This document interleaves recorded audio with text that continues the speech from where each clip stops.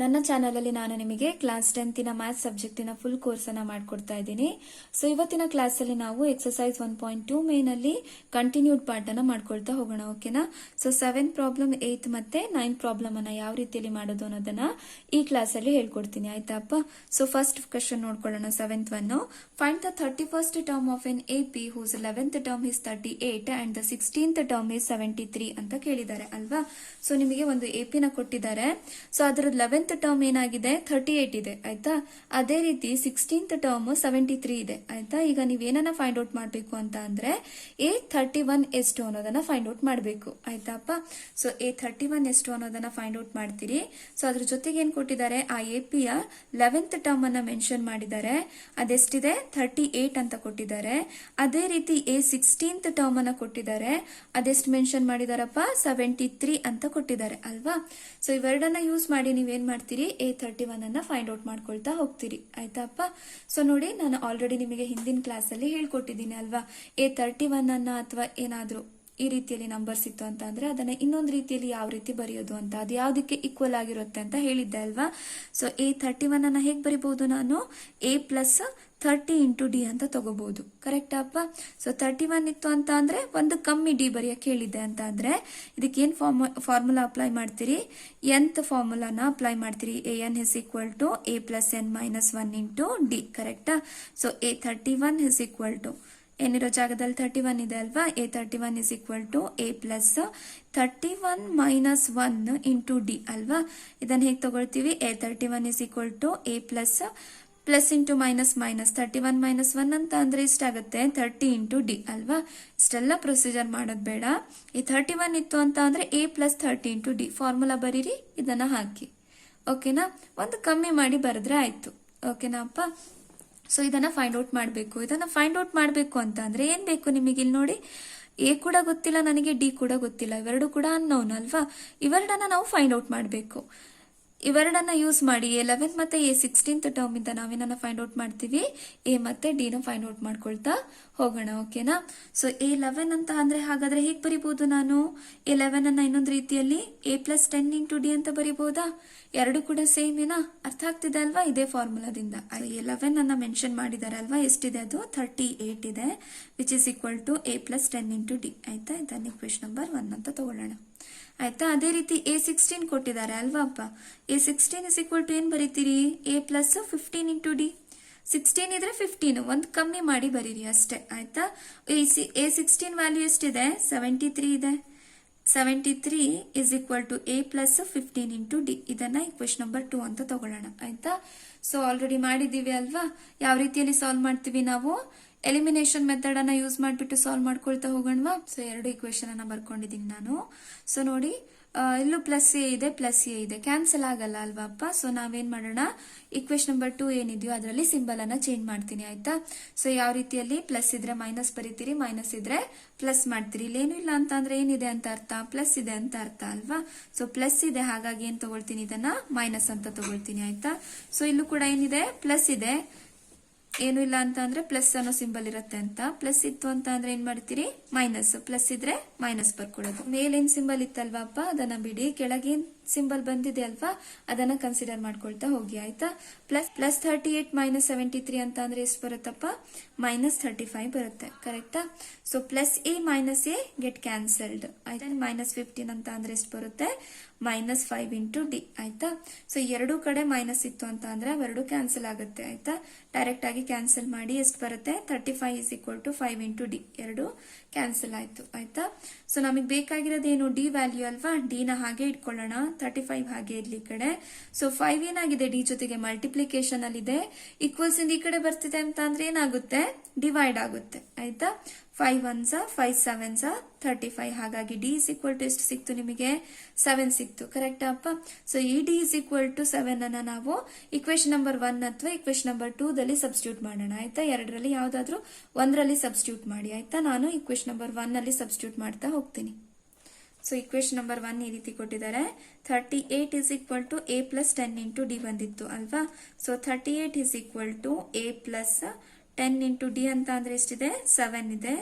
So simplify ಮಾಡೋಣ. 10 into 7 ಅಂದ್ರೆ 10 7s 70, 38 is equal to a plus 70 ಬಂತು. ಕರೆಕ್ಟಾ ಅಪ್ಪ? ಸೊ ಕಾನ್ಸ್ಟೆಂಟ್ ಟರ್ಮ್ ಅನ್ನ ಒಂದ್ ಕಡೆ ತಗೊಂಡೋಗೋಣ. 38 ಪ್ಲಸ್ 70 ಇದೆ, ಈಕ್ವಲ್ಸ್ ಇಂದ ಈ ಕಡೆ ಬಂದ್ರೆ ಏನಾಗುತ್ತೆ? ಮೈನಸ್ 70 ಆಗುತ್ತೆ, which is equal to a ಅಲ್ವಾ? ಪ್ಲಸ್ 38 ಮೈನಸ್ 70 ಅಂತ ಅಂದ್ರೆ ಎಷ್ಟಾಗತ್ತಪ್ಪ? ಮೈನಸ್ 32 ಆಗುತ್ತೆ, which is equal to a ಆಯ್ತು. ಓಕೆನಾ? ಈಗ ಎ ಮತ್ತೆ ಡಿ ವ್ಯಾಲ್ಯೂ ನಿಮಗೆ ಸಿಕ್ತು ಅಂತ ಅಂದ್ರೆ ಏನನ್ನ ಫೈಂಡ್ ಔಟ್ ಮಾಡ್ಕೊಬಹುದು ನಾವು? A31 ಅನ್ನ ಫೈಂಡ್ ಔಟ್ ಮಾಡ್ಕೊಬಹುದಾ? ನಮಗೆ ಬೇಕಾಗಿದ್ದು ಎ ಮತ್ತೆ ಡಿ ವ್ಯಾಲ್ಯೂ ಅಲ್ವಾಪ್ಪ? ಅದನ್ನ ಸಬ್ಸ್ಟಿಟ್ಯೂಟ್ ಮಾಡೋಣ ಇವಾಗ. ಸೊ ಏನ್ ಬಂದಿದೆಪ್ಪ? Substitute a and d in star. ಇದನ್ನ ಸ್ಟಾರ್ ಅಂತ ಇಕ್ವೇಶನ್ ತಗೊಂಡಿದ್ದೀನಿ ಆಯ್ತಾ ನಾನು. ಡಿ ಇಸ್ ಈಕ್ವಲ್ ಟು 7 ಮತ್ತೆ a is equal to minus 32. ಅದನ್ನ ಸಬ್ಸ್ಟಿಟ್ಯೂಟ್ ಮಾಡೋಣ.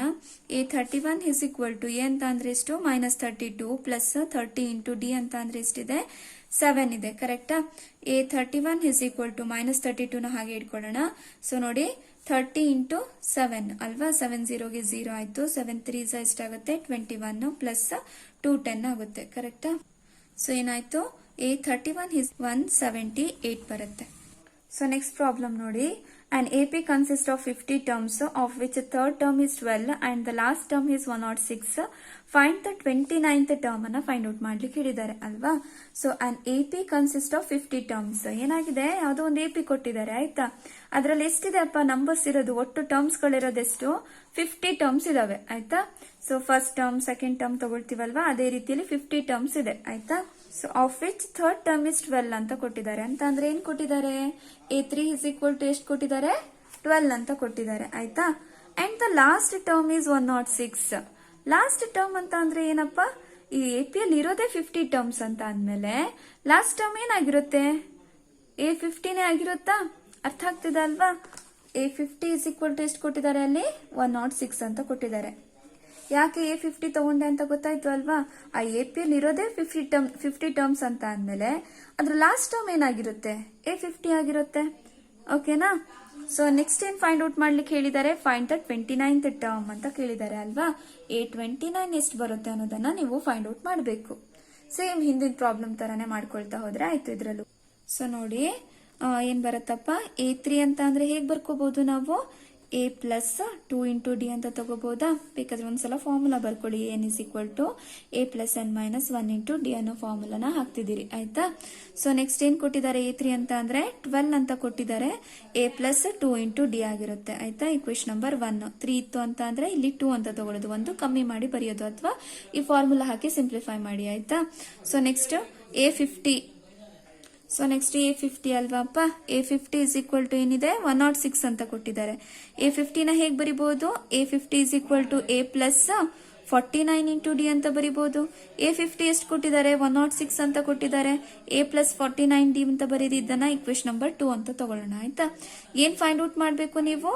A29 ಅನ್ನ ಫೈಂಡ್ ಔಟ್ ಮಾಡ್ಬೇಕು. ಅಂತ ಅಂದ್ರೆ ಏನ್ ಬರಿಬೇಕಪ್ಪ? A29 ಇಸ್ ಈಕ್ವಲ್ ಟು ಏನ್ ಬರೀತೀರಿ? A ಪ್ಲಸ್ 28 ಇಂಟು ಡಿ ನ ಫೈಂಡ್ ಔಟ್ ಮಾಡ್ಬೇಕು ನೀವು.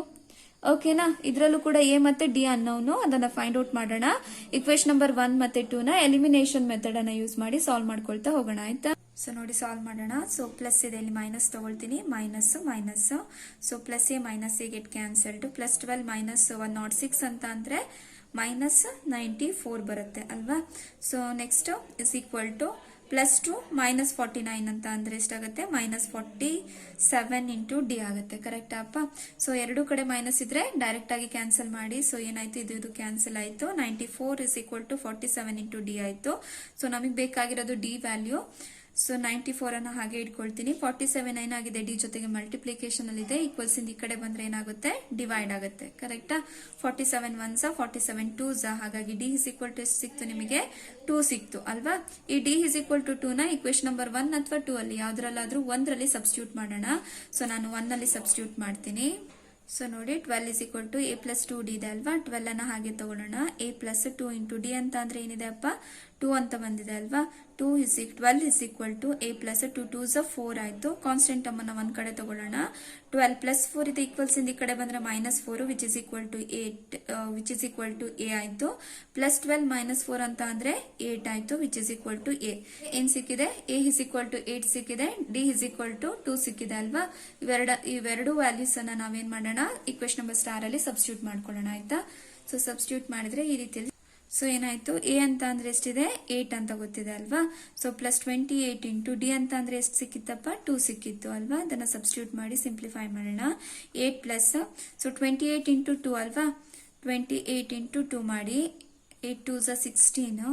ಸೊ 2 2 4 ಪ್ಲಸ್ 1 56 ಆಯ್ತು ಕರೆಕ್ಟಾ.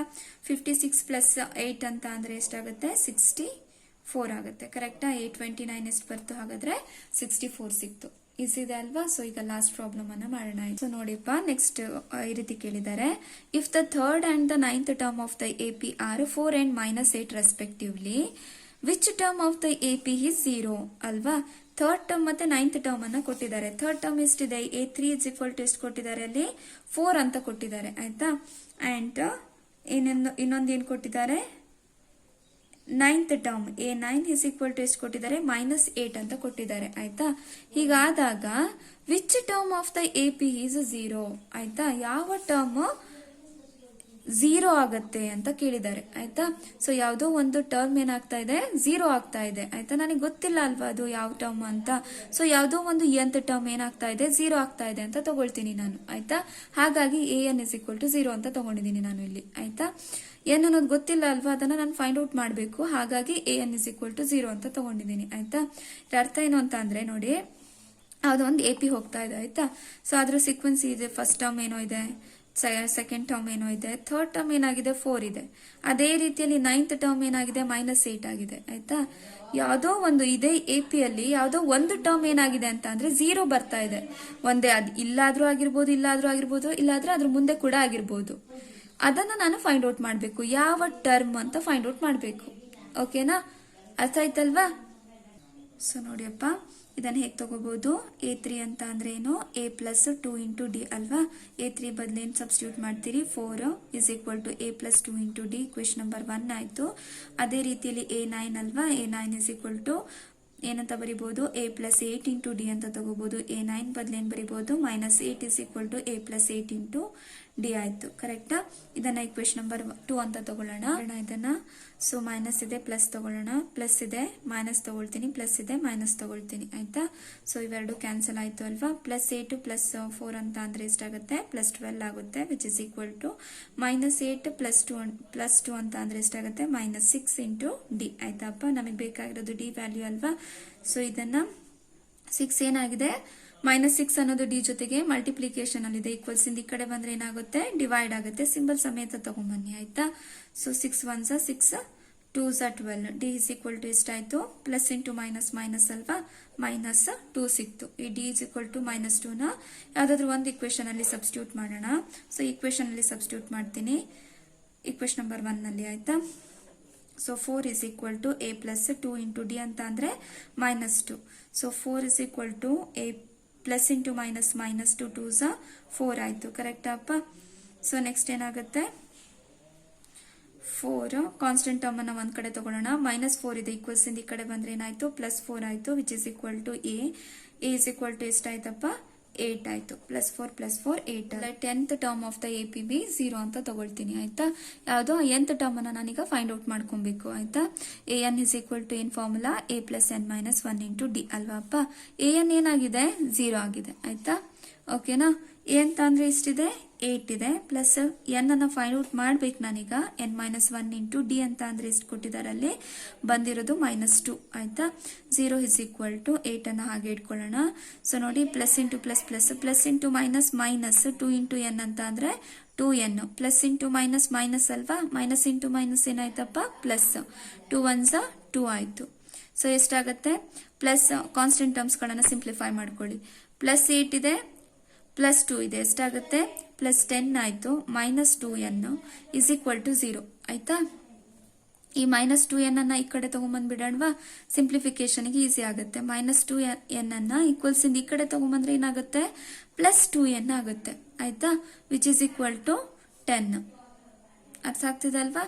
0ಗೆ ಏನೇ ಆಡ್ ಮಾಡಿದ್ರು ಮತ್ತೆ ಅದೇ ಬರುತ್ತಲ್ವಾ, ಹಾಗಾಗಿ 0ನ ತೆಗ್ದಿದ್ದೀನಿ ನಾನು ಆಯ್ತಾ. ನಮಗೆ ಬೇಕಾಗಿರೋದೇನು n ವ್ಯಾಲ್ಯೂ, n ಅನ್ನ ಹಾಗೆ ಇಟ್ಕೊಳ್ಳೋಣ. 10 ಹಾಗೆ ಇಟ್ಕೊಳ್ಳಿ. 2n ಜೊತೆಗೆ ಏನಾಗಿದೆ ಮಲ್ಟಿಪ್ಲಿಕೇಶನ್ ಅಲ್ಲಿ ಇದೆ, ಈಕ್ವಲ್ಸ್ ಇಂದ ಈ ಕಡೆ ಬಂದ್ರೆ ಏನಾಗುತ್ತಪ್ಪ ಡಿವೈಡ್ ಆಯ್ತು. So 2 1 2 5s n is equal to ಎಷ್ಟು ಸಿಗ್ತಾ ಇದೆ ನಿಮಗೆ 5 ಸಿಗ್ತಾ ಇದೆ ಕರೆಕ್ಟಾ. ಹಾಗಾದ್ರೆ ಎಷ್ಟನೇ ಟರ್ಮ್ ಯಾವುದೋ ಒಂದು AP ಹೇಳಿದ್ವಲ್ವಾ, ಅದರಲ್ಲಿ 5th ಟರ್ಮ್ ಏನ್ ಬರುತ್ತೋ ಅದು ಏನಾಗ್ತಾ ಇದೆ 0 ಆಗ್ತಾ ಇದೆ. ಅರ್ಥ ಆಯ್ತು ಅಲ್ವಾ.